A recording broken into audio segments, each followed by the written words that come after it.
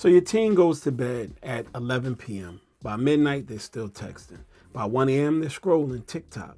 You've told them 100 times to put the phone down. They say that they will, but they don't. And you're watching your kid get less sleep every single night. Now, here's the thing. It's not laziness. It's not disrespect. Your teen's brain is literally being hijacked.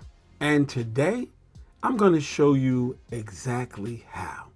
And 3 things you can actually do about it that doesn't end in a screaming match or a fight with your child.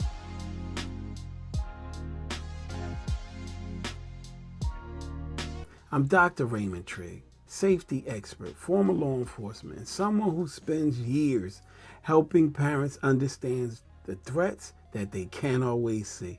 And this one is happening every single night, right in your house, right now, while you think your teen is asleep. So what's actually happening to their brain?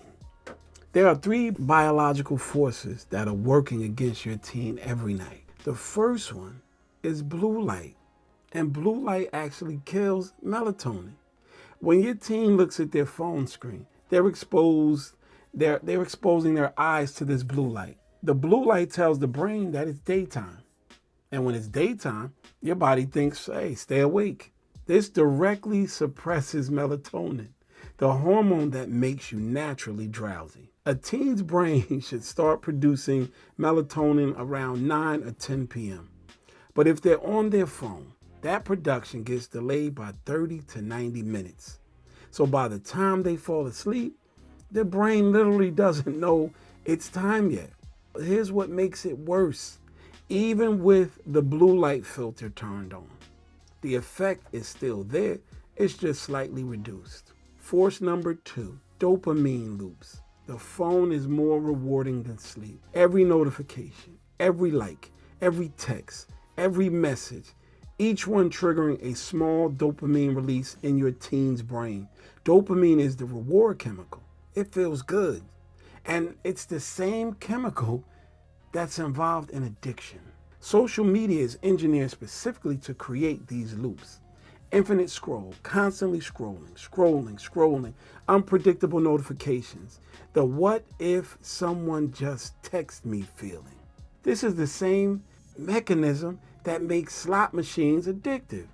And your teen is holding one in their hand every night. So even though their body is exhausted, their brain is wired in chasing the next reward. The next force is FOMO. FOMO is real neurologically. Your teen knows that while they're sleeping, their friends are texting, they're posting, they're reacting. Missing that feels like social exclusion. And adolescent brains are neurologically wired to care about peer connections more intensely than adult brains. The anxiety of missing something isn't drama, it's brain chemistry. The bottom line is this: your teen is not choosing to stay up to disrespect you. 3 biological systems are actively working against their ability to sleep. You can't shame them into changing this. You have to work with the biology, not against it. Now, what does sleep deprivation actually do to your teen?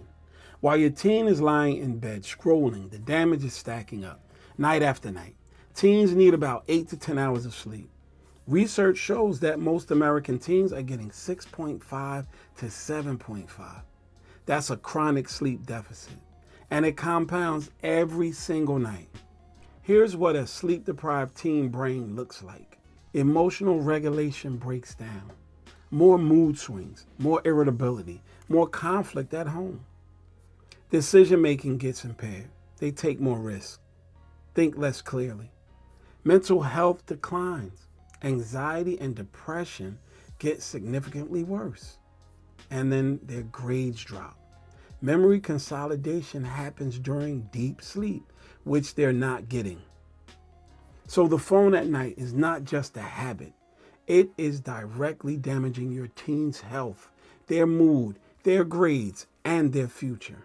So here's what I'm going to do. I'm going to give you 3 strategies that could actually work for you. Strategy number 1, the family charging station. This is the single most effective change you can make, and it works because it removes temptation entirely rather than relying on willpower. Now, I know this will be hard. Every phone in the house, including yours, gets charged outside the bedroom, maybe on the kitchen counter, living room, hallway, wherever it works. 30 minutes before bed, every night, no exceptions. And I know some of my parents are going to be like, whoa, I need my phone just in case of an emergency. Now, this rule has to include you. If your teen watches you take your phone to your bedroom while they have to leave theirs in the kitchen, the rule is dead on arrival. You have to model exactly what you're asking them to do.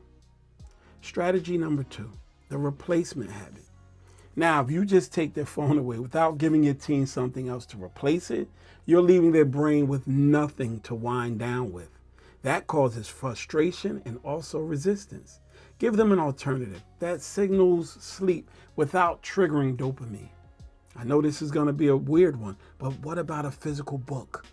An audio book, maybe light journaling, or simple breathing exercises. The goal is to give their brain a landing pad that doesn't have a screen attached to it.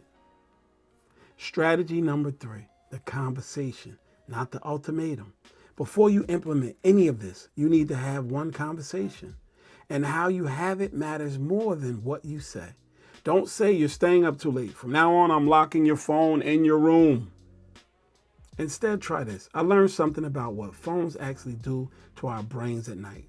The blue light, it blocks sleep hormones. And the notifications are literally designed like slot machines. They might say, Mom, Dad, what's a slot machine? And you can explain it. Now, I'm not trying to punish you. I want to help you sleep better because I can see you're exhausted. We're doing this as a family, including me. When you explain the biology instead of issuing a command, your teen understands the why. When you make it a family rule instead of a punishment, they don't feel targeted. And when you do it yourself, they have no argument left. Your teen's sleep is not a small thing. It affects everything. Their grades, their mood, their mental health, and how they show up every single day. And right now, their phone is scientifically designed to steal it from them every night. But now, you know why, and you know what to do. Start tonight. Set up the charging station, have the conversation, model the behavior, and watch what happens when your teen actually wakes up rested for the first time in months. Now, if this video has helped you, subscribe. I put out safety and wellness content every week for parents who want to stay ahead of what's coming. Drop a comment below and tell me, what time does your teen usually put the phone down? I'd love to know what you're dealing with.